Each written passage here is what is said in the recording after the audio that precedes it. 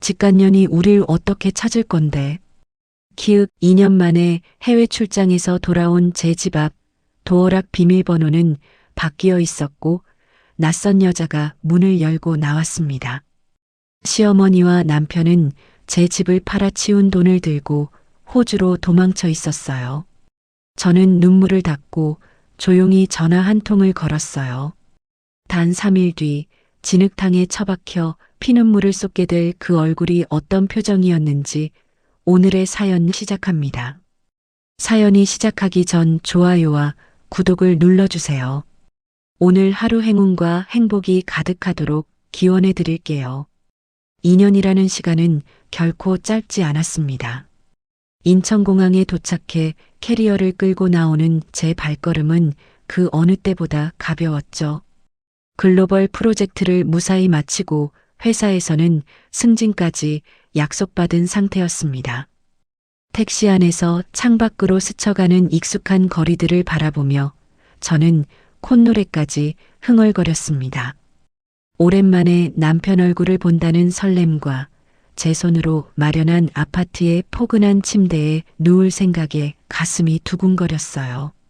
2년 전 해외 발령이 났을 때 남편은 한국에 남았습니다. 시어머니 건강이 좋지 않다는 이유였지만 저는 그러려니 했습니다. 어차피 짧은 출장이 아니었고 집은 남편이 지켜줄 거라 믿었으니까요. 아파트 단지 앞에 내려서 익숙한 동 입구로 들어서는데 가슴이 벅차올랐습니다. 엘리베이터에서 내려 현관 앞에 섰을 때 저는 잠시 숨을 골랐습니다. 비밀번호를 천천히 눌렀습니다. 삑삑삑. 경쾌하게 열려야 할 도어록이 빨간 불을 깜빡이며 거부음을 냈습니다. 다시 한번 손가락에 힘을 주어 또박또박 눌렀습니다. 삑삑. 역시나 문은 꿈쩍도 하지 않았어요. 손가락에 살짝 땀이 배기 시작했습니다.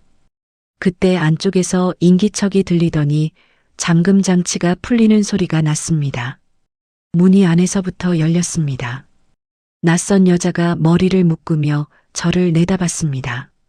아니, 누구신데 남의 집 문을 그렇게 철컥대요? 간 떨어지게. 여자가 위아래로 저를 훑으며 물었습니다. 저는 잠시 말문이 막혔습니다. 캐리어 손잡이를 꽉 쥐고 있던 손에 힘이 들어갔어요. 저기요, 여기 제 집인데요. 아줌마야말로 뉘신데 남의 집에 계세요? 네. 참나 기가 막혀서. 여자가 황당하다는 듯 미간을 좁혔습니다. 아침부터 무슨 헛소리야? 제정신이에요? 우리가 이 집을 산 지가 언젠데 남의 집 타령이에요? 우리 3달 전에 이사 왔다고요. 3달이요? 그럴 리가 없어요. 제 이름으로 된 제 아파트라고요. 제가 이 집 주인이에요. 제 목소리가 떨려 나왔습니다. 여자가 한숨을 쉬더니 안으로 들어갔다가 서류 한 장을 들고 다시 나왔습니다. 등기부등본이었습니다. 종이에 적힌 새 소유주의 이름은 제가 모르는 사람이었고 매도일란에는 분명히 제 이름이 박혀 있었습니다. 아휴, 별 이상한 여자를 다 보겠네. 여기 똑똑히 봐요. 내 돈 주고 정당하게 샀으니까. 눈이 있으면 똑바로 읽어보라고요. 한 번만 더 행패 부리면 바로 경찰 부를 거니까 당장 가요. 여자가 차갑게 말하며 문을 쾅 닫았습니다. 복도에 혼자 남은 저는 그 자리에 얼어붙었습니다. 다리에 힘이 풀려 캐리어 위에 주저앉았어요. 손이 부들부들 떨려 휴대폰을 꺼내는 것조차 쉽지 않았습니다. 경찰에 신고하려고 통화 버튼을 누르려는 그 순간이었습니다. 띵! 문자 알림음이 울렸습니다. 화면에 뜬 이름을 보고 저는 숨을 멈췄어요. 시어머니였습니다. 손가락으로 화면을 두드려 메시지를 열었습니다. 예, 너 한국 도착했니? 빈집 꼬라지 보고 아주 놀랐겠다? 직간년이 돈 한 푼 없이 우릴 무슨 수로 찾을 건데? 헛고생하지 말고 네 팔자려니 하고 그냥 살아라. 쯧쯧. 문자 끝에 붙은 비웃음 한 글자가 제 명치를 후벼 팠습니다. 저는 휴대폰을 떨어뜨릴 뻔하다가 두 손으로 꽉 움켜쥐었습니다. 시어머니의 글씨, 시어머니의 말투. 이 모든 일이 우연이 아니라는 사실이 차가운 물처럼 머리 위로 쏟아졌어요. 이게 무슨 아니야. 이럴 순 없어. 내 집인데. 내가 피땀 흘려 산 내 집인데. 제 입에서 신음 같은 말이 새어나왔습니다. 복도 창문 너머로 노을이 붉게 내려앉고 있었습니다. 저는 한참을 그렇게 앉아만 있었습니다. 기억은 아주 오래전으로 거슬러 올라갔습니다. 대학교 도서관, 새벽 2시. 저는 그날도 졸업작품 제출 마감에 쫓겨 책상에 코를 박고 있었습니다. 눈은 뻑뻑하고 어깨는 돌처럼 굳어 있었어요. 누군가 제 책상 위에 따뜻한 캔커피 하나를 슬그머니 올려놓았습니다. 고개를 들어보니 같은 과 선배가 멋쩍게 웃고 있었습니다. 어이구, 우리 후배님. 이거 따뜻할 때 얼른 마셔. 너 지금 눈밑이 퀭한 게 쓰러지기 일보 직전이다. 며칠째 잠도 안 자고 이게 무슨 고생이야. 선배가 옆자리에 조용히 앉으며 말했습니다. 선배는 과제 다 끝났어? 안 피곤해? 난 벌써 다 끝냈지. 근데 널 혼자 두고 어떻게 가냐? 너 이러다 진짜 큰일 나. 내가 옆에서 지켜볼 테니까 천천히 해. 선배가 제 노트북 화면을 들여다보며 어깨를 으쓱했습니다. 저는 캔커피를 두 손으로 감싸쥐었습니다. 손바닥으로 전해지는 온기에 코끝이 시큰해졌어요. 선배는 그날 새벽 내내 제 옆에서 책을 읽었습니다. 한마디 말도 없이 그저 곁을 지켜주었습니다. 저는 그 묵묵함이 좋았습니다. 화려한 말솜씨도 능청스러운 농담도 없었지만 선배는 늘 그 자리에 있어주는 사람이었어요. 연애 5년, 결혼 준비 1년. 저는 한 번도 그 선택을 의심한 적이 없었습니다. 시어머니가 결혼 전부터 살림에 사사건건 간섭하던 것도, 시누이가 결혼식 며칠 전에 호주로 도망치듯 떠난 것도 저는 그저 가족의 일이라며 넘겼습니다. 선배가, 아니 남편이 가운데서 잘 막아줄 거라고 믿었으니까요. 복도의 차가운 공기가 발목을 타고 올라왔습니다. 저는 천천히 정신을 차렸어요. 회상 속 다정했던 남자의 얼굴이 시어머니의 조롱 문자 위로 겹쳐졌습니다. 캔커피를 건네던 그 손이 제 인감도장을 훔쳐냈을 그 손과 같은 손이라는 사실이 믿기지 않았습니다. 믿었지, 내가 미쳤지. 짐승만도 못한 인간들을 가족이라고 믿다니 내 손으로 내 무덤을 팠어. 저는 혼잣말로 중얼거렸습니다. 눈물이 한 줄기 흘러내렸지만 곧 손등으로 닦아냈어요. 울고만 있을 수는 없었습니다. 저는 캐리어 손잡이를 잡고 일어섰습니다. 다리가 휘청거렸지만 이를 악물었습니다. 엘리베이터를 타고 1층으로 내려와 단지 벤치에 앉았습니다. 휴대폰을 다시 꺼냈습니다. 남편의 번호를 눌렀어요. 신호음 대신 차가운 안내음이 흘러나왔습니다. 고객님의 전화기가 꺼져 있거나 없는 번호이오니. 저는 통화 종료 버튼을 천천히 눌렀습니다. 손끝에서 가벼운 떨림이 사라지고 대신 무거운 무언가가 가슴 안쪽에서 자리를 잡기 시작했습니다. 분노라기엔 너무 차가웠고 슬픔이라기엔 너무 또렷했어요. 저는 메모장을 열어 천천히 글자를 입력했습니다. 첫째, 등기부등본 떼기. 둘째, 인감증명 발급 내역 조회. 셋째, 남편 통신 기록 확인. 손가락이 더 이상 떨리지 않았습니다. 벤치 옆 화단에 누군가 심어둔 작은 꽃이 바람에 흔들렸습니다. 저는 캐리어를 끌고 단지 밖으로 나왔습니다. 오늘 밤 묵을 곳부터 정해야 했어요. 가까운 비즈니스 호텔을 검색하며 저는 결심했습니다. 울지 않겠다고. 무너지지 않겠다고.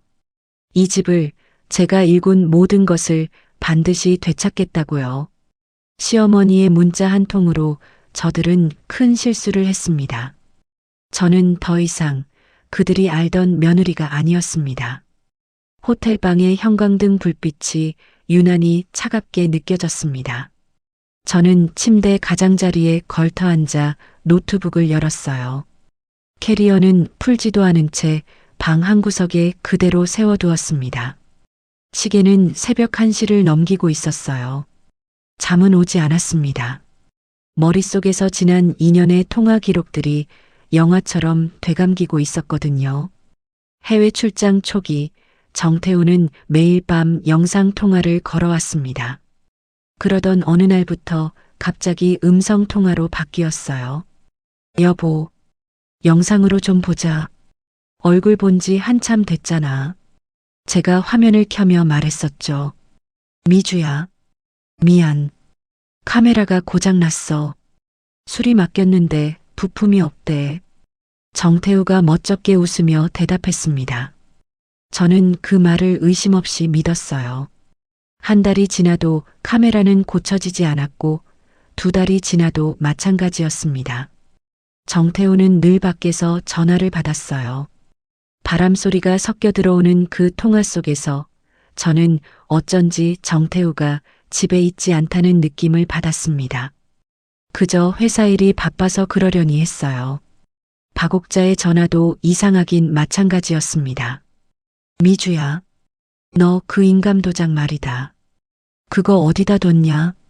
박옥자가 평소답지 않게 다정한 목소리로 물었던 적이 있었어요. 갑자기 그건 왜 물어보세요? 아니, 너 없을 때 무슨 일 생기면 어쩌나 싶어서 그러지. 화초도 물 줘야 되고. 박옥자가 웃음 섞인 목소리로 말했습니다. 안방 화장대 2번째 서랍에 있어요. 근데 어머니, 화초는 그냥 두세요. 죽으면 죽는 거고요. 저는 별 생각 없이 대답했었어요. 그때 박옥자가 잠시 침묵하다가 다시 말했습니다. 공인인증서, 비밀번호 같은 건 잘 기억해두고 다녀라. 요즘 사기 많아. 박옥자가 마치 진심으로 걱정하는 양 목소리를 낮췄습니다. 저는 그 말이 어머니의 잔소리쯤으로 들렸어요. 이제와 돌이켜보니 박옥자의 말 한마디 한마디가 모두 정교한 함정이었습니다. 노트북 화면 속 통화 목록을 한참 들여다보던 저는 입술을 깨물었어요. 바보 같은 며느리는 어머니가 화초에 물을 주겠다는 핑계로 현관 비밀번호를 묻는데도 아무 의심 없이 알려주었습니다. 박옥자가 우리 집에 자유롭게 드나들 수 있는 열쇠를 제 손으로 직접 쥐어준 셈이었어요. 다음 날 아침 저는 동사무소가 문을 열기 전부터 입구에 서 있었습니다. 번호표를 뽑고 자리에 앉아 다리를 떨었어요. 창구 직원이 제 이름을 부르자 저는 자리에서 일어나 또박또박 말했습니다. 제 인감증명서 발급 내역을 좀 보고 싶은데요. 본인 확인되시면 가능하세요. 직원이 무표정하게 말했습니다. 신분증을 내밀고 지문을 찍었어요. 몇 분 뒤 직원이 종이 한 장을 내밀었습니다. 저는 종이를 받아들고 그 자리에서 굳어버렸어요. 6개월 전 인감증명서가 2통 발급되어 있었습니다. 발급 사유란에는 부동산 매도용이라고 또렷이 적혀 있었어요. 저는 그날 그 시간에 분명히 외국에 있었습니다. 이거 본인이 직접 떼야 되는 거 아닌가요? 저는 떨리는 목소리로 직원에게 물었어요. 위임장이 있으면 대리인이 떼실 수 있어요. 여기 보세요. 위임장 첨부되어 있네요.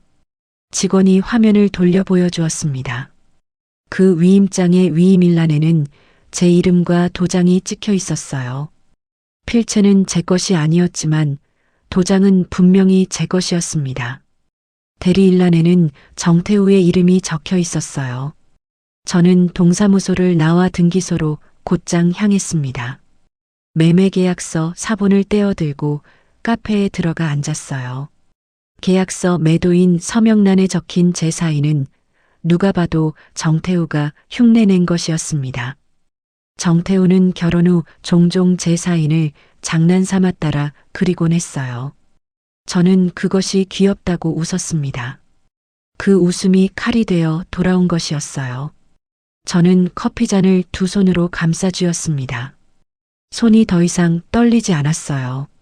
대신 가슴 깊은 곳에서 뜨거운 것이 끓어오르기 시작했습니다. 매매 대금은 17억. 그 돈은 매각 직후 외환으로 환전되어 호주 시드니의 한 계좌로 송금되어 있었어요. 계좌 명의자는 정태경이었습니다. 호주에서 사업한답시고 늘 돈이 부족하다며 박옥자에게 손을 벌리던 신우이. 이제야 모든 그림이 맞춰지기 시작했어요.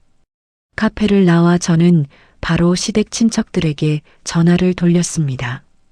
가장 먼저 받은 사람은 시고모 정영자였어요.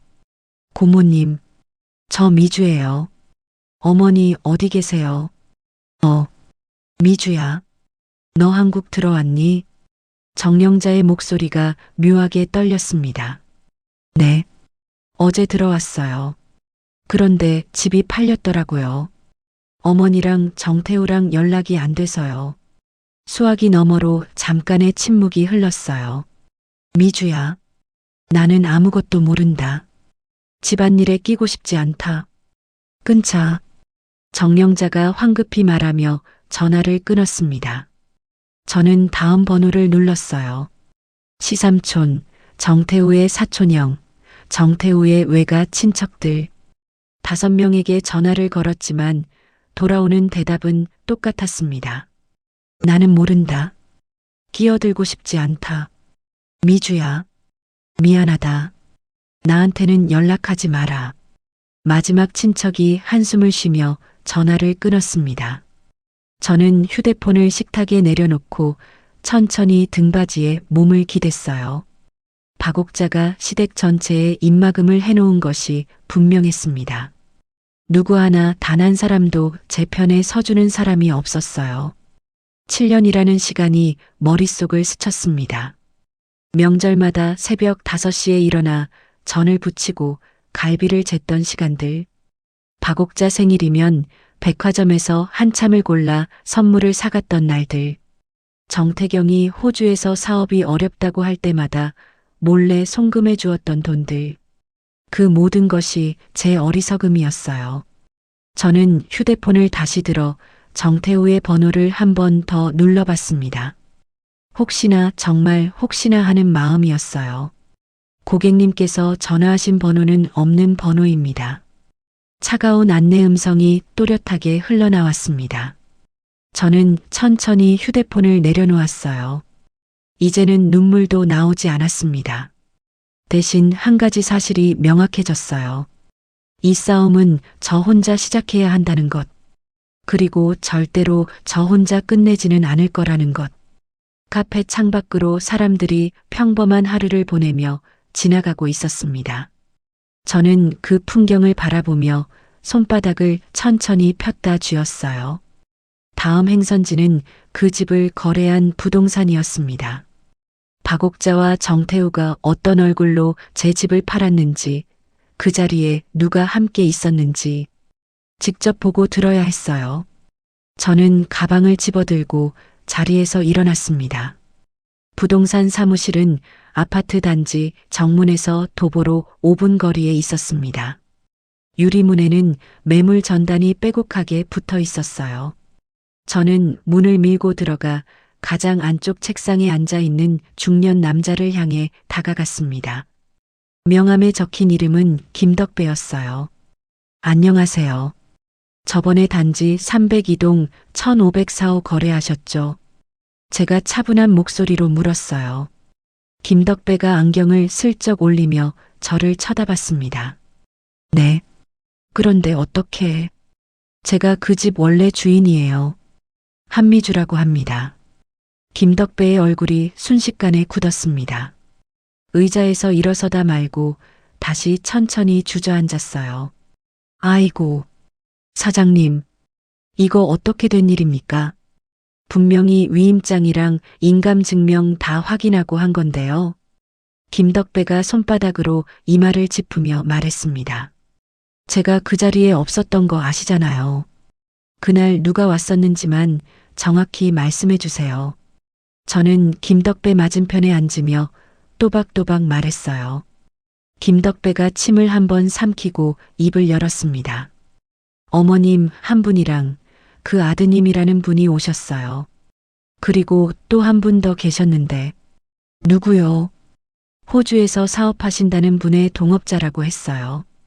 키 크고 양복 깔끔하게 빼입은 40대 남자였는데 이름이 뭐였더라? 김덕배가 책상 서랍을 뒤지더니 명함 하나를 꺼냈습니다. 저는 그 명함을 받아들었어요. 이대성, 호주 시드니 이민 컨설팅 대표라고 적혀 있었습니다. 이 사람이 거래를 사실상 주도했어요. 어머님이 자꾸 이 사람한테 물어보고 이 사람이 고개 끄덕이면 도장 찍고 그랬어요. 김덕배가 한숨을 쉬며 말했습니다. 저는 명함을 주머니에 넣고 자리에서 일어났어요. 감사합니다. 나중에 경찰에서 연락할 수도 있어요. 그때 사실대로만 말씀해 주세요. 네. 사장님, 정말 죄송합니다. 제가 더 꼼꼼히 봤어야 했는데. 김덕배가 고개를 푹 숙였습니다. 저는 부동산을 나와 길가에 잠시 멈춰 섰어요. 이대성이라는 이름을 휴대폰에 입력하고 검색 버튼을 눌렀습니다. 검색 결과가 뜨는 데는 1초도 걸리지 않았어요. 이대성, 영주권 사기로 2차례 기소, 1차례 집행유예. 호주에서도 한국 교민들을 상대로 투자 사기를 벌여 입건된 전력. 저는 그 자리에 멍하니 서 있었습니다. 박옥자와 정태우가 단순히 도망친 것이 아니었어요. 저들 셋은 사기 전과자의 손에 이끌려 빠져나올 수 없는 늪으로 함께 걸어 들어간 것이었습니다. 호텔로 돌아오는 길 휴대폰이 진동했어요. 모르는 번호였습니다. 받지 말까 잠시 고민하다가 통화 버튼을 눌렀어요. 한미주 씨 본인 되십니까? 네. 그런데요. 여기 한신캐피탈입니다. 4월에 받으신 대출 상환일이 지났는데요. 연락이 안 되셔서요. 저는 걸음을 멈췄습니다. 무슨 대출이요? 저는 캐피탈에서 돈 빌린 적 없는데요. 한미주님 명의로 8천만 원 대출 나갔습니다. 본인 확인 다 거쳤고요. 연체이자 붙기 전에 입금 부탁드립니다. 수화기 너머의 남자가 사무적인 목소리로 말했습니다. 저는 통화를 끊고 길 한가운데 서 있었어요. 지나가던 사람이 저를 슬쩍 피해갔습니다. 호텔방에 돌아와 노트북을 켜고 신용정보를 조회했어요. 화면에 떠오른 숫자들이 제 눈을 의심하게 만들었습니다. 한신캐피탈 8천만 원, 대한신용 6천만 원, 또 다른 저축은행에서 5천만 원, 총 1억 9천만 원. 모두 제가 출국한 뒤 1년 사이에 정태우가 제 명의로 끌어다 쓴 돈이었어요. 정태우는 집을 팔기 전부터 이미 제 신용을 갉아먹고 있었습니다. 저는 노트북을 닫고 침대에 몸을 던졌어요. 천장이 빙글빙글 도는 것 같았습니다. 이튿날 아침 회사로 출근했어요. 임원 회의실에 들어가기 직전 1층 로비에서 험상궂은 남자 둘이 저를 막아섰습니다. 한미주 씨 맞죠? 잠깐 얘기 좀 합시다. 키 큰 남자가 제 앞을 가로막으며 말했어요. 누구신데요? 신용의 결사라고 합니다. 8천만 원 어떻게 갚을지 얘기 좀 하시죠. 남자가 입꼬리를 올리며 말했습니다. 주위를 지나던 회사 동료들이 힐끔거리며 저를 쳐다봤어요. 저는 얼굴이 화끈거리는 것을 느꼈습니다. 여기서 이러지 마세요. 일단 사무실로 올라가서. 여기가 좋아요. 사람 많을 때 얘기해야 빨리 갚으시지. 남자가 한쪽 입꼬리를 비틀며 말했어요. 경비원이 달려왔고 저는 그 자리에서 보안팀에 끌려가다시피 임시 회의실로 들어갔습니다. 인사팀장이 굳은 얼굴로 들어왔어요. 한 매니저. 이게 다 무슨 일이야? 사채업자라니. 인사팀장이 책상에 서류를 내리치며 물었습니다. 팀장님, 이거 제 일이 아니에요. 남편이 제 명의를 도용해서. 한 매니저. 회사 입장에서는 사실관계가 중요한 게 아니야. 우리 회사 1층에 사채업자가 들이닥쳤다고. 임원들 귀에 들어가면 어떻게 될지 알지. 인사팀장이 깊은 한숨을 내쉬었어요. 저는 입술을 깨물었습니다. 2년 동안 해외에서 피를 깎아가며 만들어낸 글로벌 프로젝트의 성과가 단 하루 만에 흙탕물에 처박히고 있었어요. 일주일 줄게. 정리해서 갖고 와. 그동안 휴직 처리할 테니까. 인사팀장이 자리에서 일어나며 말했습니다.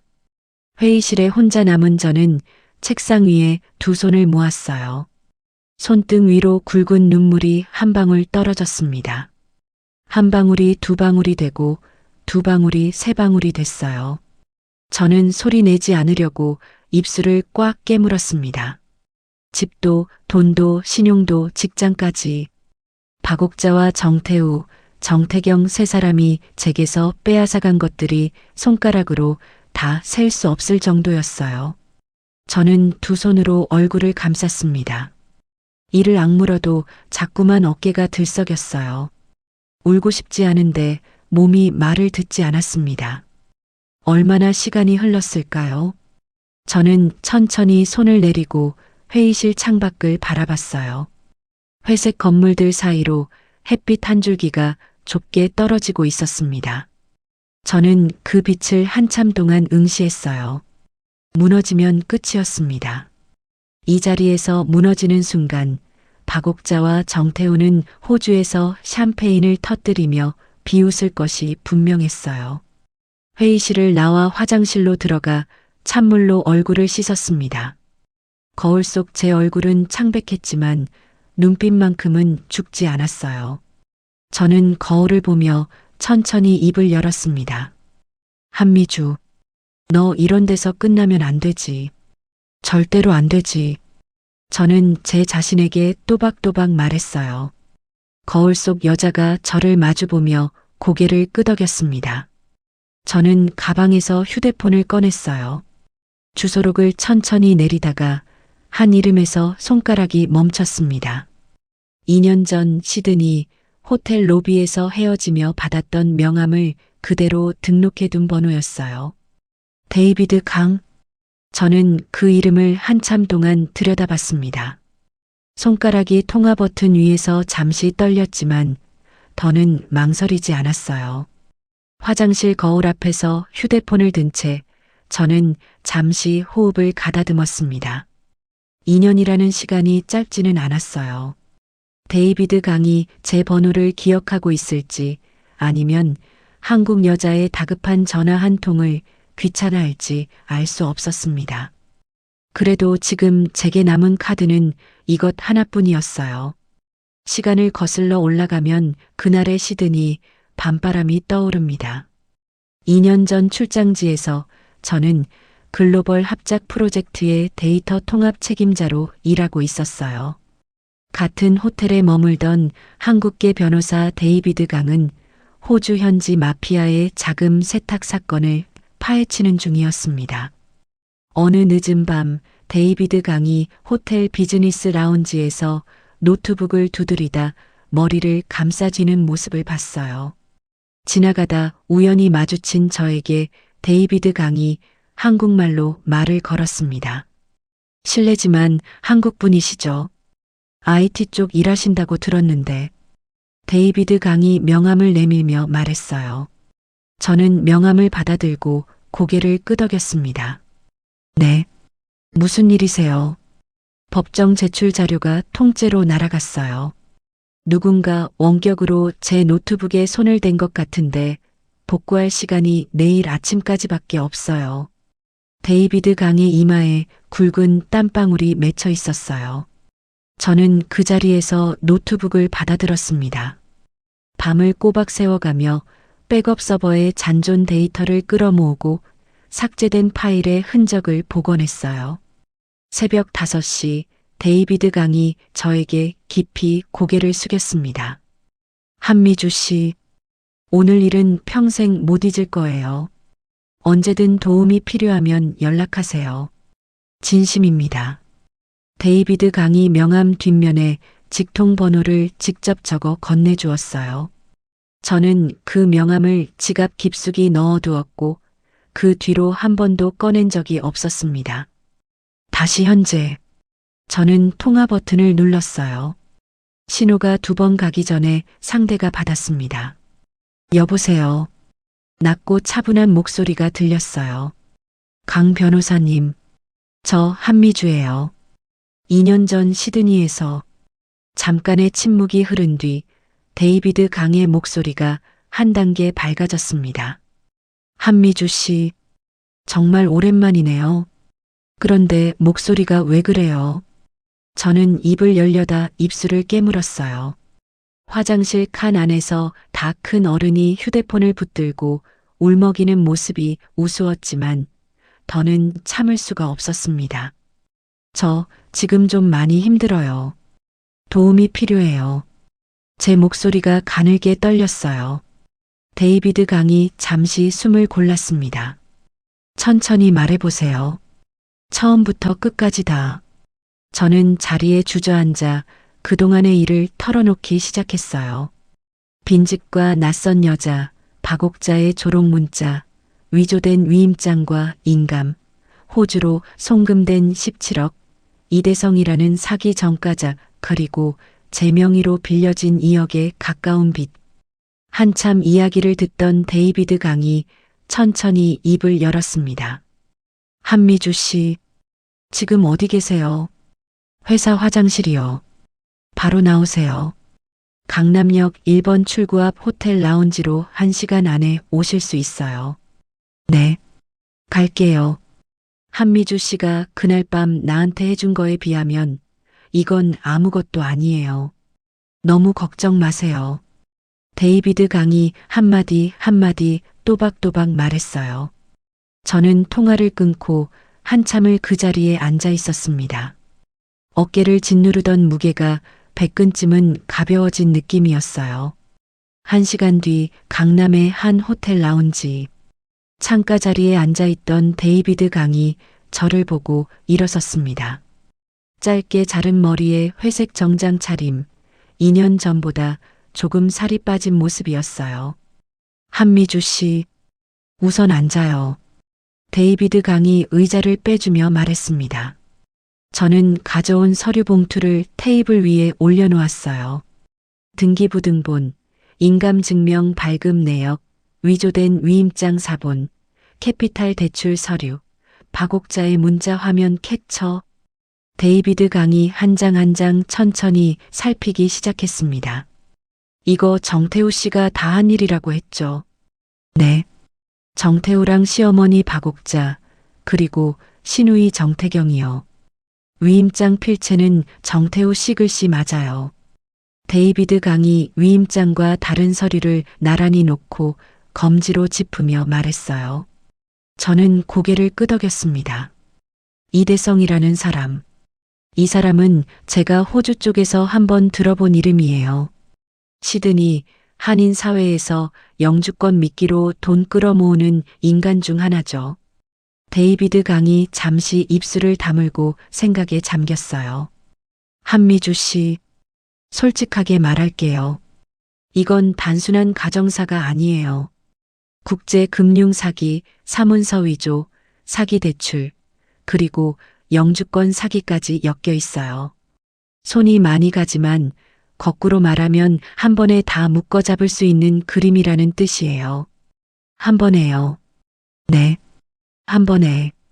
흩어놓으면 시간만 끌리고 다 도망쳐요.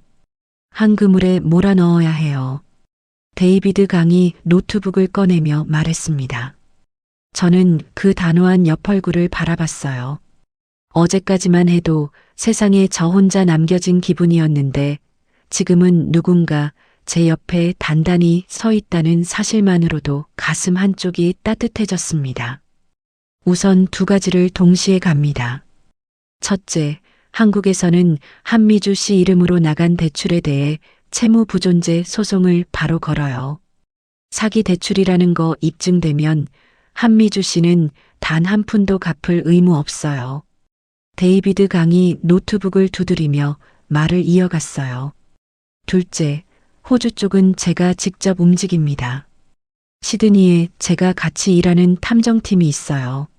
한국계 부부, 사기 전과자랑 같이 다니는 사람들 추적은 그 친구들 전문이에요. 정태경 계좌도 동결 신청 준비할게요. 비용은 얼마나? 저는 조심스럽게 물었습니다. 한미주 씨. 데이비드 강이 노트북에서 시선을 떼고 저를 똑바로 봤어요. 그 얘기 한 번만 더 하면 제가 화낼 거예요. 한미주 씨가 그날 밤 살려준 게 제 커리어 전부였어요. 저는 빚 갚는 거예요. 돈 받자고 하는 일 아닙니다. 데이비드 강의 목소리가 단호했습니다. 저는 입술을 깨물고 고개를 끄덕였어요. 회사에는 데이비드 강이 직접 연락을 넣어주었습니다. 인사팀장에게 변호사 명의로 사실관계 확인서가 전달됐고 사채업자들에게는 채무부존재 가처분 신청과 함께 변호사의 경고장이 발송됐어요. 며칠 사이 회사 1층에 어슬렁거리던 험상궂은 남자들의 모습이 거짓말처럼 사라졌습니다. 인사팀장이 저를 부르더니 어색한 미소를 지었어요. 한 매니저. 얘기 들었어. 미안하다. 좀 쉬다가 다시 나와. 인사팀장이 손을 내밀며 말했습니다. 저는 그 손을 가볍게 맞잡았어요. 사과 한마디로 끝낼 일은 아니었지만 지금은 그 손도 잡아야 할 때라는 걸 알았습니다. 호텔방으로 돌아온 저녁, 데이비드 강에게서 메시지가 왔어요. 시드니 팀 가동됐어요. 24시간 안에 첫 보고 받을 수 있을 거예요. 푹 자요. 저는 휴대폰을 가슴 위에 올려놓고 천장을 올려다봤습니다. 며칠 만에 처음으로 어깨에 힘이 풀렸어요. 박옥자와 정태우, 정태경. 세 사람이 한국에서 멀리 도망쳤다고 안심하고 있을 그 시간. 저는 시드니 어딘가에서 움직이기 시작한 발걸음 소리를 가만히 누워 듣고 있었습니다. 데이비드 강의 말은 빈말이 아니었습니다. 정확히 다음 날 오전 호텔방으로 첫 번째 보고가 들어왔어요.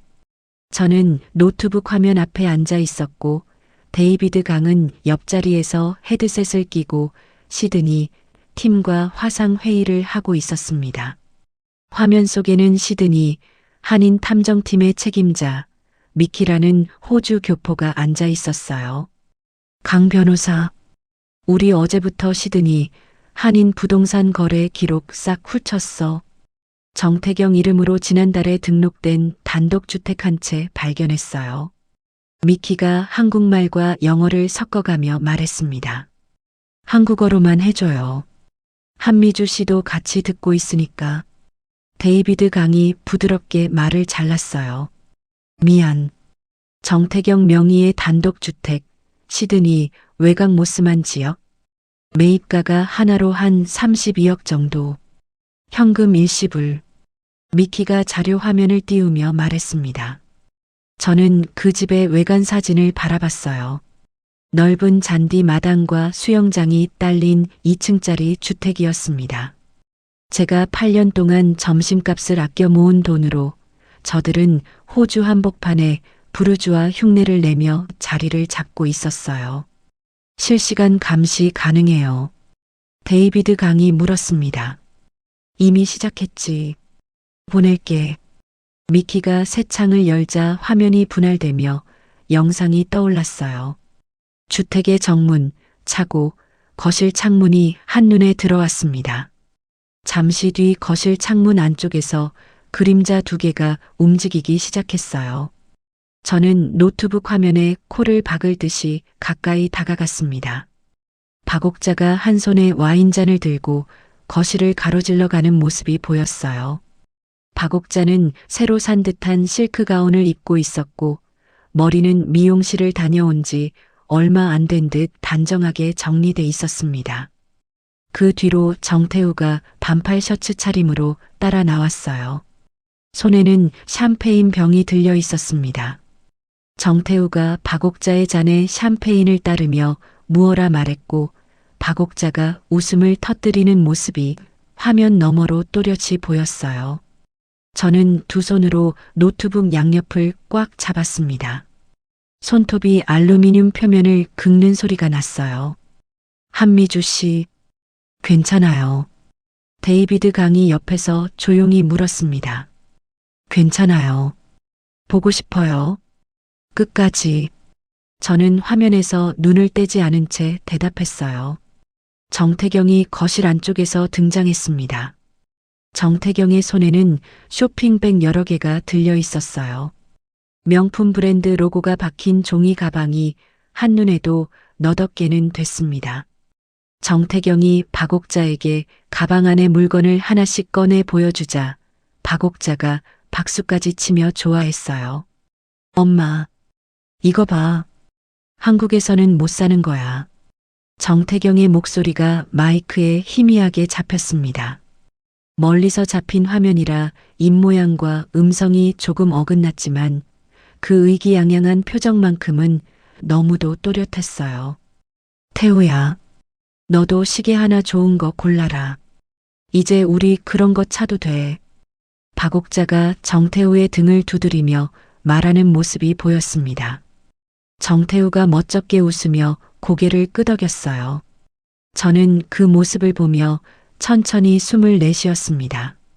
한때 도서관에서 캔커피를 건네던 그 손이 지금은 32억짜리 집에서 샴페인 잔을 잡고 있었어요. 신기하게도 분노가 한번 끓어오르고 나니 그 다음에는 차가운 평온이 찾아왔습니다. 미키, 영상 계속 녹화해 주세요. 오디오 잡히는 거 다 보존해 두고요. 데이비드 강이 말했어요. 당연하지. 강 변호사. 그리고 하나 더. 저기 저 남자. 미키가 화면을 확대했습니다. 주택차고 옆 그늘에서 담배를 피우고 있는 남자가 잡혔어요. 키가 크고 양복을 깔끔하게 차려입은 40대 남자. 저는 단번에 알아봤습니다. 이대성이에요. 제가 말했어요. 맞아. 이대성. 이 인간이 거의 매일 이 집에 들락거려. 우리 추적해보니까 이대성이 시드니 한인 교회 몇 군데랑 한인 사업가 모임에 정태경을 자꾸 끌고 다녀. 영주권 투자자 모임이라면서 사람들 모아놓고. 미키가 자료를 띄우며 설명했습니다.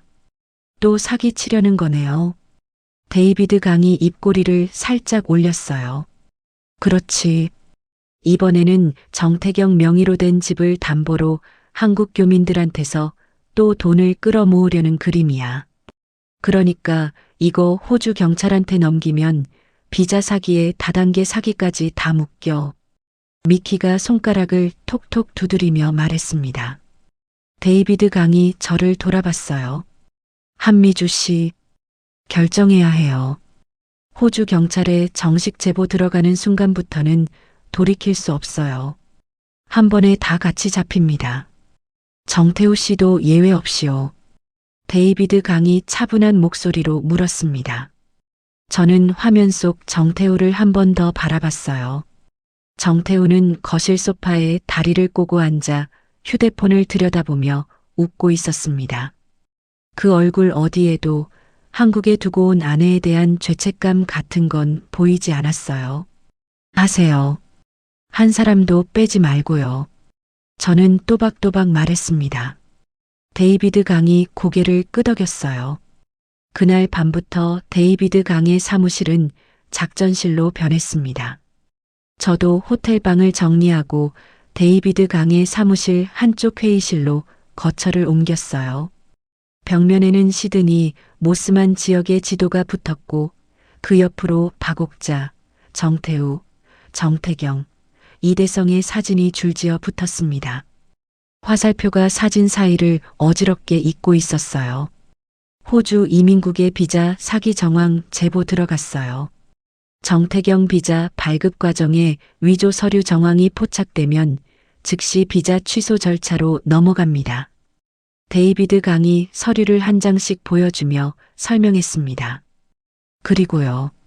인터폴 적색 수배는 시간이 좀 걸려요. 하지만 한국경찰청 국제범죄수사대에 위조 사문서 건으로 정태우, 박옥자 두 사람 수사 요청 들어갔어요. 호주 경찰과 공조 협조 요청도 같이 갔고요. 데이비드 강이 펜으로 지도 위의 한 지점을 톡톡 두드렸어요.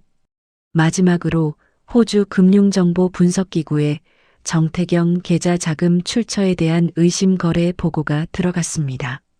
한국에서 환치기로 들어간 17억, 출처가 명확하지 않은 자금이라는 거 입증되면 그 계좌 즉시 동결돼요. 데이비드 강이 말을 마치고 저를 바라봤습니다.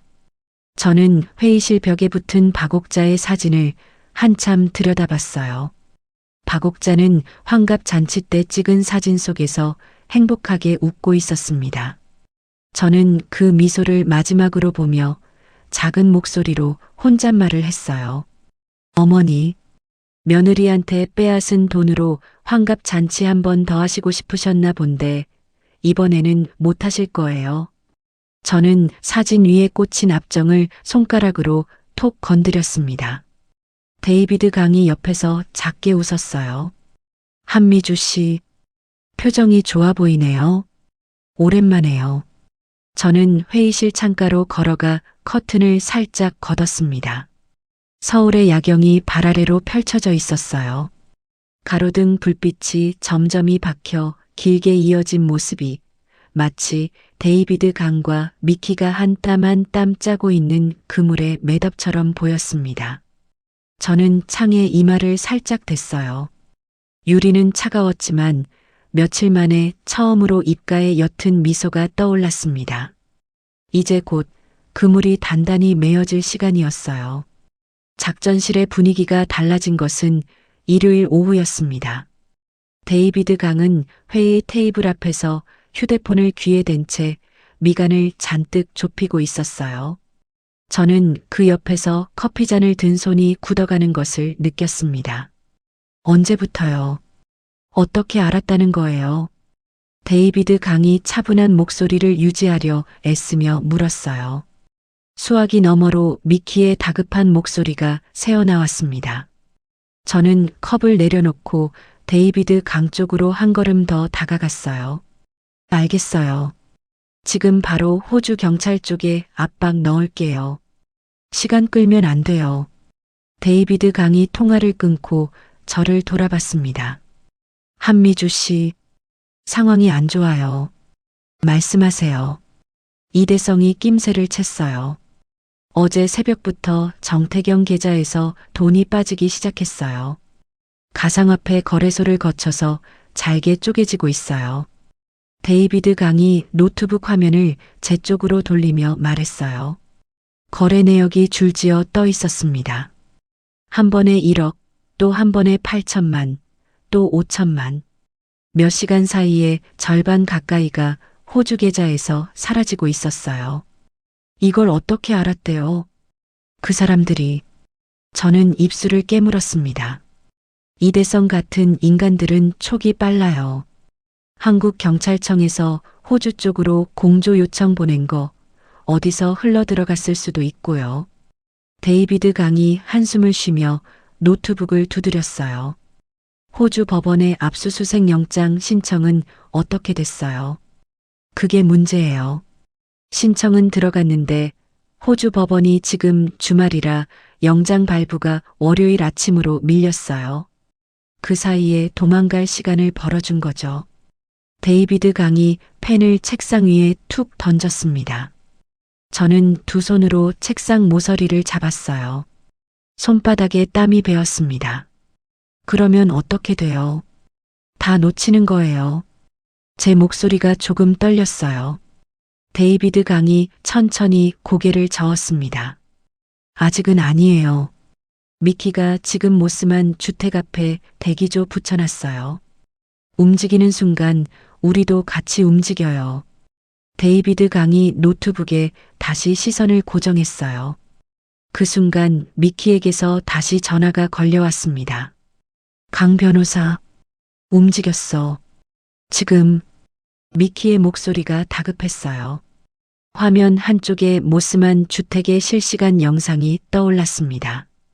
검은색 SUV 한 대가 차고 앞에 멈춰 섰고 운전석에서 이대성이 내렸어요. 잠시 뒤 박옥자가 큰 캐리어 하나를 끌고 나왔습니다. 정태우와 정태경이 양손에 가방을 한 짐씩 들고 뒤따라 나왔어요. 어디로 가는 것 같아요? 데이비드 강이 물었습니다. 항구야. 시드니 북쪽 작은 항구. 이대성이 예전에 미랑 작업했던 동선이랑 똑같아. 미키가 화면을 항구 쪽 위성 지도로 전환하며 말했어요. 제3국으로 빼돌리려는 거네요. 자금이랑 같이. 데이비드 강이 손가락으로 책상을 두드리며 말했습니다. 저는 영상 속 SUV가 천천히 출발하는 모습을 바라봤어요. 저 차에 시댁 세 사람과 사기 전과자가 함께 타고 있었습니다. 국경을 넘어버리면 그 뒤로 저들을 잡는 것은 사실상 불가능했어요. 미키, 절대 놓치면 안 돼요. 따라붙어 주세요. 데이비드 강이 단호하게 말했습니다. 이미 2대 따라붙였어. 한 대는 앞에서 차단 가능 위치, 한 대는 뒤에서 호위. 미키가 짧게 답하고 통화를 잠시 보류했어요. 저는 의자에 깊숙이 앉으며 두 손을 깍지 꼈습니다. 손바닥이 차가웠어요. 시계 초침 소리가 유난히 또렷하게 들렸습니다. 그때 제 휴대폰이 울렸어요. 모르는 국제 번호였습니다. 저는 잠시 머뭇거리다 통화 버튼을 눌렀어요. 미주야. 나야. 수화기 너머에서 정태우의 목소리가 흘러나왔습니다. 저는 휴대폰을 든 손에 힘이 들어가는 것을 느꼈어요. 데이비드 강이 옆에서 눈짓으로 녹음 버튼을 누르라는 신호를 보냈습니다. 저는 천천히 녹음 버튼을 눌렀어요. 정태우. 저는 짧게 이름만 불렀습니다. 미주야. 너 지금 무슨 짓을 하는 거야? 호주 경찰이 우리 집 앞까지 왔어. 너 신고했지? 정태우의 목소리가 떨리고 있었어요. 무슨 말하는 거야? 누가 누구한테 무슨 짓을 했는지 정리는 하고 전화한 거야. 제 목소리는 차분했습니다. 미주야, 잘 들어. 지금 고소 취하해. 안 그러면 이 돈 다 날아가. 우리도 다 망하고 너도 한 푼도 못 받아. 정태우가 다급하게 말했어요. 내 돈 가지고 협박하는 거야. 지금. 저는 또박또박 물었습니다.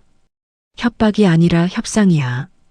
미주야, 우리가 반은 돌려줄게. 반은.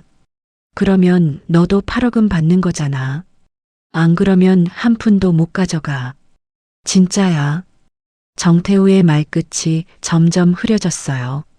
저는 휴대폰을 귀에서 살짝 떼고 천장을 올려다봤습니다. 정태우는 끝까지 자기 입장에서만 셈을 하고 있었어요. 17억은 처음부터 제 돈이었고 정태우가 돌려준다, 안 돌려준다 할 권리는 어디에도 없었습니다. 정태우. 저는 휴대폰을 다시 입가에 댔어요. 미주야. 응.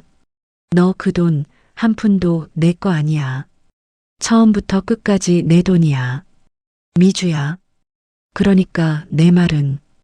그리고 한 가지 더. 너희 어머니 옆에 있어. 정태경이도 있어. 있어. 어떻게 알았어? 정태우의 목소리에 한 톤 더 두려움이 섞였습니다. 그러면 셋이 잘 들어. 나는 협상 안 해. 절대로. 저는 또박또박 말했어요. 미주야. 진짜야. 우리 진짜로 다 태워버린다. 현금 다 가지고 있어. 호주 달러 다발로. 그냥 라이터로 다 그어버린다. 너도 한 푼도 못 가져가.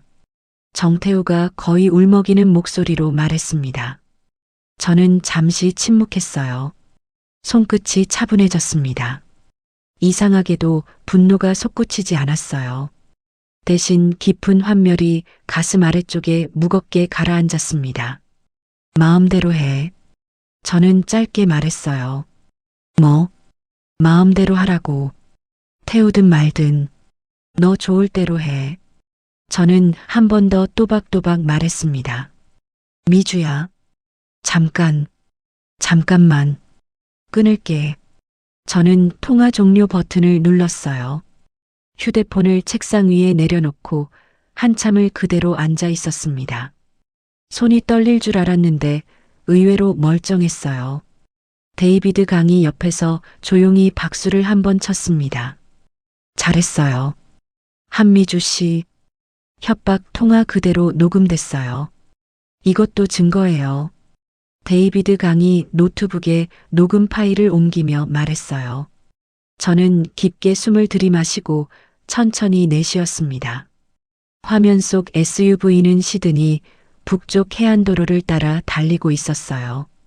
미키의 추적팀이 일정 거리를 유지하며 차의 꽁무니를 놓치지 않고 따라가는 모습이 위성지도 위에 점으로 표시됐습니다. 빨간 점 하나, 그 뒤를 따르는 파란 점 2개. 화면 오른쪽 아래에서는 자금 이동 그래프가 실시간으로 갱신되고 있었어요. 한미주 씨, 이제 진짜 마지막 한 수가 남았어요. 미키 쪽에서 항구 도착 시점에 맞춰서 끝낼 거예요. 데이비드 강이 의자를 끌어당기며 말했습니다. 저는 화면 속 빨간 점을 바라봤어요. 저 점이 항구에 닿는 순간 박옥자와 정태우, 정태경이 평생 후회할 시간이 시작될 거였습니다. 저는 식어버린 커피잔을 들어 한 모금을 천천히 삼켰어요. 혀끝에 닿은 쓴맛이 며칠 만에 가장 달게 느껴졌습니다. 시드니 북쪽 작은 항구의 새벽은 안개가 짙게 깔려 있었습니다. 저는 작전실 화면 앞에서 미키가 보내주는 실시간 영상을 숨죽이며 바라봤어요. 한국 시간으로는 오후 5시였지만 시드니는 새벽 5시였습니다. 부둣가에는 작은 어선이 한 척 정박해 있었고 그 옆으로 빈 컨테이너 박스 몇 개가 줄지어 서 있었어요. 강 변호사, 다 왔어. 차 들어온다. 미키의 목소리가 헤드셋 너머로 들려왔습니다. 화면 속 안개를 가르며 검은색 SUV가 천천히 부둣가로 진입했어요. 차가 멈춰서고 운전석 문이 열렸습니다. 이대성이 먼저 내려 주변을 두리번거렸어요. 잠시 뒤 뒷좌석에서 박옥자가 캐리어를 끌어내리며 내려섰습니다. 정태경이 그 뒤를 따랐고 마지막으로 정태우가 가방 2개를 양손에 들고 내렸어요. 엄마, 빨리. 시간 없어. 정태경이 박옥자의 등을 떠밀며 말하는 모습이 멀리서 잡혔습니다. 박옥자는 캐리어가 무거운지 비틀거리며 어선 쪽으로 발걸음을 옮겼어요. 정태우는 연신 뒤를 돌아보며 주위를 살피고 있었습니다. 저는 화면 가까이 몸을 기울였어요. 미키, 언제 들어가요? 데이비드 강이 낮은 목소리로 물었습니다. 이대성이 배에 발 올리는 순간, 그게 신호야. 호주 경찰이랑 다 약속돼 있어. 미키가 속삭이듯 대답했어요. 이대성이 어선의 줄을 풀기 시작했습니다. 박옥자가 캐리어를 갑판 위로 올리려 안간힘을 쓰는 동안 정태우가 옆에서 손을 빌렸어요. 이대성이 어선 디딤판에 한 발을 올리는 순간이었습니다. 지금, 미키가 짧게 말했어요. 화면 가장자리에서 검은 그림자 여러 개가 한꺼번에 튀어나왔습니다. 호주 무장 경찰이 사방에서 부둣가로 쏟아져 들어왔어요. 플래시 라이트 불빛이 안개 속에서 어지럽게 교차했습니다. 바닥에 엎드려. 손머리 위로. 호주 경찰의 외침이 한국말과 영어로 동시에 터져 나왔어요. 이대성이 가장 먼저 반응했습니다. 배에 올라타려다 몸을 돌려 반대편 부두 쪽으로 달리기 시작했어요. 하지만 그쪽 출구에도 이미 경찰 셋이 진을 치고 있었습니다. 이대성은 두어 걸음 뛰다가 멈춰섰고 결국 두 손을 머리 위로 올린 채 무릎을 꿇었어요. 박옥자는 캐리어 손잡이를 놓지 못한 채 그 자리에 얼어붙어 있었습니다. 경찰 한 명이 박옥자에게 다가가 캐리어를 빼앗으려 했고 박옥자가 그 손을 뿌리치며 뒷걸음치다 콘크리트 바닥에 넘어졌어요. 박옥자의 무릎이 진흙 섞인 물웅덩이에 그대로 처박혔습니다. 실크 가운이 시커멓게 젖어 들어가는 모습이 화면에 또렷이 잡혔어요. 엄마. 정태경이 박옥자에게 달려가다가 자기도 다리가 꼬여 그 옆에 같이 엎어졌습니다. 명품 가방이 손에서 떨어져 진흙 위를 대굴대굴 굴렀어요. 정태경이 가방을 향해 손을 뻗으며 발버둥치는 모습은 우스꽝스러우면서도 처참했습니다. 정태우는 그 광경을 보고 가방 2개를 떨어뜨린 채 그 자리에 풀썩 주저앉았어요. 경찰이 정태우에게 다가가 양팔을 뒤로 꺾고 수갑을 채웠습니다. 정태우는 저항조차 하지 않은 채 고개를 떨궜어요.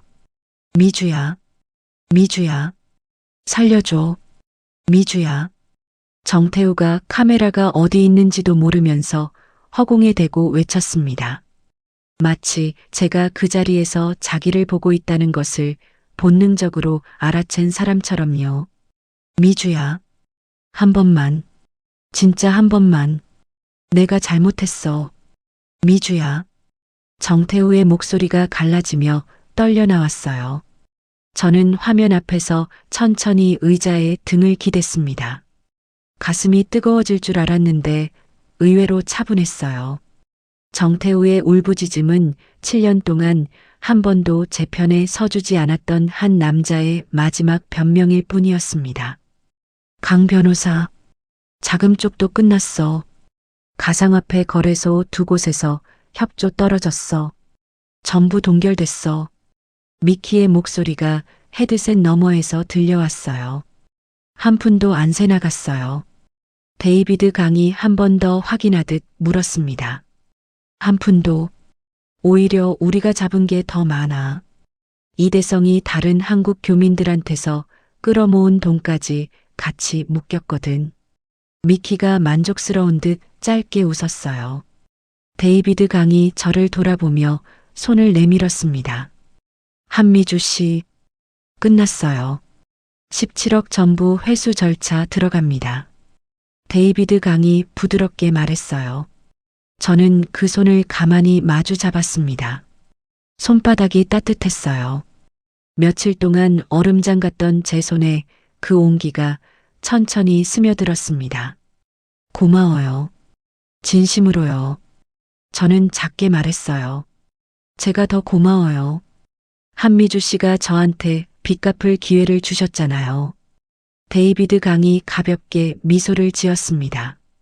박옥자와 정태경, 정태우, 이대성 4사람이 차례로 경찰차에 태워지는 모습이 화면에 잡혔어요. 박옥자는 진흙투성이 가운을 끌면서 차에 오르다 마지막에 한번 카메라 쪽을 돌아봤습니다. 박옥자의 얼굴은 화장이 다 번져 누가 봐도 추한 몰골이 돼 있었어요. 저는 그 얼굴을 똑바로 응시했습니다. 한때 제 손목을 꽉 쥐며 한 식구라고 말하던 그 입이 지금은 흐느낌으로 일그러져 있었어요. 화면이 어두워지자 저는 자리에서 일어났습니다. 데이비드 강이 옆에서 노트북을 정리하며 물었어요. 한미주 씨, 이제 한국 경찰 쪽에 마지막 진술 하나 남았어요. 호주 경찰서로 직접 전화 한번 해줘야 해요. 추가 진술이라고 보면 돼요. 짧게 끝나요. 데이비드 강이 수화기를 건넸습니다. 저는 수화기를 받아들고 잠시 호흡을 가다듬었어요. 신호음이 2번 가고 통역관이 받았습니다. 한미주입니다. 추가 진술하려고 전화드렸어요. 저는 또박또박 말했어요. 네. 한미주 씨, 진술하실 내용 말씀해 주세요. 통역관의 목소리가 사무적이었습니다. 방금 체포된 네 사람, 박옥자, 정태우, 정태경, 이대성, 4명 모두 처음부터 한국에서 위조 서류로 제 재산을 강탈한 사람들입니다. 네. 제 명의로 위조한 위임장, 인감, 매매계약서 모두 한국에서 변호사를 통해 호주 경찰 측에 사본 전달될 거예요. 더불어 박옥자가 저한테 보낸 조롱 문자와 정태우의 협박 통화 녹음 파일도 같이 보냅니다. 저는 한마디 한마디 또박또박 짚었어요. 끝으로요. 저는 어떤 합의도 어떤 선처도 요청하지 않습니다. 한 사람도 빠짐없이 법대로 처리해 주세요. 저는 말을 마쳤습니다. 통역관이 잠시 말을 옮기는 듯 짧은 정적이 흐르더니 알겠다는 답이 돌아왔어요. 저는 수화기를 천천히 내려놓았습니다. 작전실 창밖으로 노을이 붉게 번지고 있었어요. 며칠 전 빈집 앞 복도에서 봤던 노을과는 다른 색이었습니다. 그때의 노을이 핏빛이었다면 지금의 노을은 따뜻한 주홍빛이었어요. 저는 창가에 서서 한참을 그 빛을 바라봤습니다. 데이비드 강이 옆으로 다가와 함께 창밖을 봤어요. 두 사람 모두 한동안 말이 없었습니다. 그 침묵이 어색하지 않고 편안했어요. 호주에서의 체포 소식이 한국 언론에 짧게 보도된 것은 이틀 뒤였습니다. 한국인 일가족 시드니에서 위조 서류 사용 및 영주권 사기 혐의로 호주 당국의 체포. 짧은 단신이었지만 저는 그 기사를 몇 번이고 다시 읽었어요. 박옥자, 정태우, 정태경 세 사람은 호주 비자가 그날로 즉시 취소됐습니다. 호주 당국은 이들을 한국 경찰의 인수 요청에 따라 사흘 만에 강제 송환 절차에 붙였어요. 인천공항 입국장에 그들이 도착한 것은 보슬비가 내리는 화요일 오전이었습니다. 저는 굳이 그 자리에 가지 않았어요. 입국장 영상은 데이비드 강이 한국 경찰청 쪽으로부터 전달받아 따로 보여주었습니다. 화면 속 박옥자는 트레이닝복 차림에 슬리퍼를 신고 있었어요. 정태우는 면도도 못한 얼굴로 고개를 푹 숙이고 있었고 정태경은 머리가 산발인 채로 두 손을 앞에 모은 자세였습니다. 세 사람은 입국장 게이트를 통과하자마자 대기하고 있던 한국 경찰 5명에게 곧장 긴급 체포됐어요. 조사가 시작되고 사흘이 지난 뒤 저는 데이비드 강과 함께 경찰서를 방문했습니다. 취조실 옆 면담실에 박옥자가 먼저 들어와 있었어요. 박옥자는 저를 보자마자 의자에서 일어나 그대로 무릎을 꿇었습니다. 미주야, 한 번만 살려다오. 박옥자가 두 손을 모으고 바닥에 머리를 박았어요. 어머니, 일어나세요. 보기 안 좋아요. 저는 표정 하나 바꾸지 않고 말했습니다. 미주야, 내가 죄인이다. 내가 천하에 죽일 년이다. 그런데 미주야, 너도 알잖냐? 내가 자식 키우면서 얼마나 고생을 했냐? 박옥자가 눈물을 줄줄 흘리며 말했어요. 어머니가 키운 자식이 어머니랑 같이 제 도장 위조했어요. 어머니가 그렇게 키우셨잖아요. 저는 또박또박 말했습니다. 박옥자의 어깨가 한번 크게 들썩였어요. 미주야, 합의만 해주면 우리 태우 형 좀 줄여줄 수 있다더라. 응? 너 우리 식구잖냐? 우리 한 식구잖냐?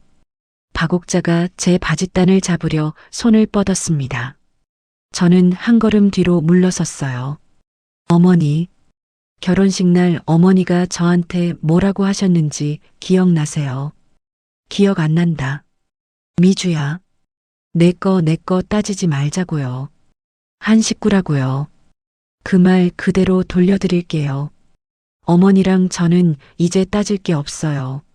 한 식구가 아니니까요. 저는 박옥자의 옆을 지나 면담실 밖으로 나왔습니다. 박옥자의 울음소리가 등 뒤로 길게 이어졌어요. 옆 면담실에는 정태경이 앉아 있었습니다. 정태경은 저를 보자마자 의자를 박차고 일어났어요. 한미주, 너 이게 사람이 할 짓이냐? 응. 가족한테 어떻게 이렇게까지 해? 너 사람 아니다. 정태경이 손가락질을 하며 소리쳤습니다. 저는 그 손가락을 잠시 바라봤어요. 형님이 그 말 하실 자격이 있나요? 뭐? 제 돈으로 시드니에 집 사고, 명품 가방 사고, 샴페인 따고 그러셨잖아요. 제 카메라가 그 거실 안까지 다 들여다보고 있었어요. 저는 차분하게 말했습니다. 정태경의 얼굴이 한순간에 새파랗게 질렸어요. 형님, 가족이라는 말은요, 빼앗을 때 쓰는 단어가 아니에요. 지킬 때 쓰는 단어예요. 저는 그 말만 남기고 면담실을 나왔습니다.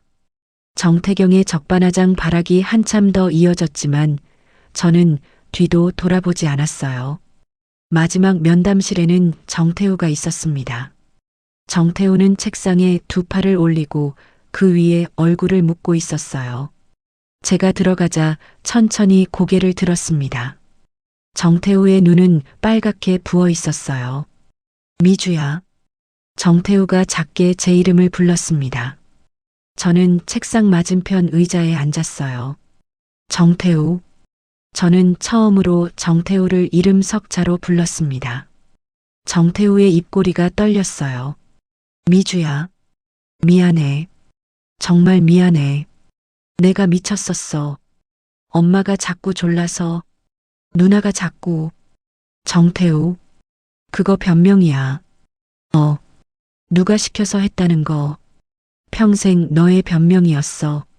학교 다닐 때도 결혼하고 나서도. 엄마가 시켰다. 누나가 그랬다. 너 한 번이라도 네가 결정한 일 있었어. 저는 또박또박 물었어요. 정태우는 대답하지 못하고 입술만 깨물었습니다. 내가 너한테 반한 게 뭐였는지 알아. 그 도서관에서 캔커피 건네줄 때 말없이 옆에 앉아있던 그 모습. 나는 그게 다정함인 줄 알았어. 미주야. 근데 그거 다정함이 아니었더라. 아무 생각이 없는 거였어. 자기 의견이 없는 사람은 결국 누구든 시키는 대로 하는 사람이라는 걸 나는 너무 늦게 알았어. 저는 천천히 자리에서 일어났습니다. 정태우가 책상 위로 손을 뻗으며 제 손목을 잡으려 했어요. 미주야. 한 번만, 정말 한 번만 기회를 줘. 정태우가 울먹이며 말했습니다. 저는 그 손을 가만히 뿌리쳤어요. 기회는 7년 동안 줬어. 충분히 줬어. 저는 면담실 문을 열고 나왔습니다. 복도 끝에서 데이비드 강이 저를 기다리고 있었어요. 괜찮아요. 데이비드 강이 물었습니다. 괜찮아요. 생각보다 많이요. 저는 옅게 웃으며 대답했어요. 재판은 빠르게 진행됐습니다. 박옥자와 정태우는 사문서 위조, 사기, 횡령 등의 죄목으로 각각 징역 5년과 4년을 선고받았어요. 정태경은 호주에서의 영주권 사기까지 더해져 징역 6년을 받았고 이대성은 상습 사기 전과가 추가돼 가장 무거운 형을 받았습니다. 저는 법정에 단 한 번 출석해 짧게 진술했어요. 저는 어떤 합의도 원하지 않습니다. 법대로 처벌해 주십시오. 저는 그 한 문장만 남기고 법정을 나왔습니다. 빼앗긴 17억은 호주 당국과의 공조 수사를 통해 전액 회수됐어요. 정태우가 제 명의로 받았던 사기 대출 1억 9천만 원은 채무 부존재 판결이 나면서 한 푼도 갚지 않게 됐습니다. 오히려 정신적 피해에 대한 위자료까지 정태우와 박옥자, 정태경 세 사람으로부터 합산해 받을 수 있게 됐어요. 석 달 뒤 저는 새 아파트로 이사를 했습니다. 전에 살던 집보다 평수가 조금 더 넓고 거실 창이 동양이라 아침 햇살이 가득 들어오는 집이었어요. 이삿짐을 다 정리한 첫날 아침, 저는 거실 창가에 작은 1인용 소파를 놓고 앉았습니다. 손에는 화이트 와인 한 잔이 들려 있었어요. 이른 시간이지만 오늘만은 아침에 와인을 마시고 싶었습니다.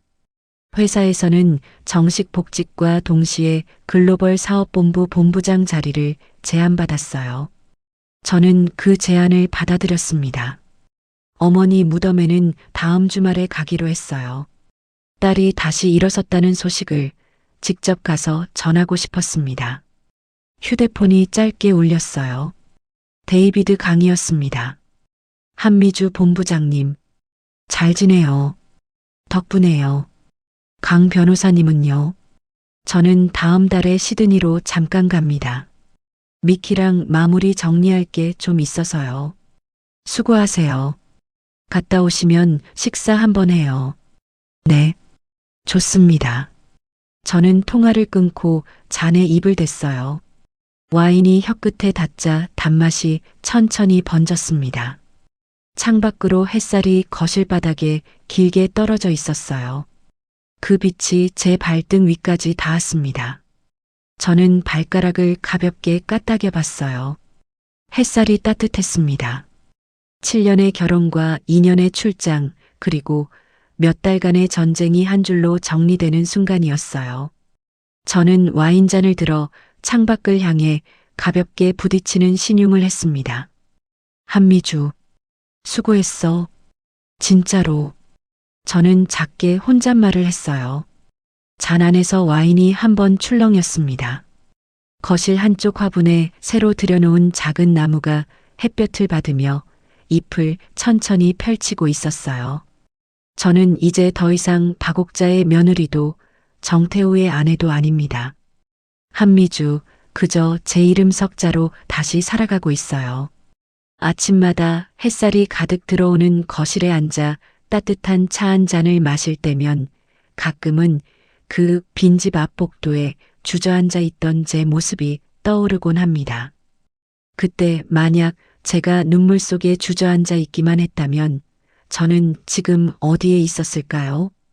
가족이라는 이름은 따뜻한 울타리가 되기도 하지만 때로는 가장 날카로운 칼이 되어 돌아오기도 합니다. 하지만 한 가지는 분명해요. 누군가 내 인생을 통째로 흔들어 놓더라도 무너지지 않고 한 걸음만 내디디면 길은 반드시 열린다는 것. 제 피와 땀으로 일군 것은 그 누구도 빼앗을 수 없다는 것. 그리고 가장 조용한 사람이 때로는 가장 무서운 사람이 될 수 있다는 것. 혹시 지금 이 순간 누군가에게 짓밟혀 무너지기 직전인 분이 계시다면 부디 기억해 주세요. 당신의 인생은 그들이 함부로 결정할 수 있는 것이 아닙니다. 이야기를 끝까지 들어주신 분이 계시다면 잘 들었다고 댓글 하나만 남겨주세요. 감사합니다.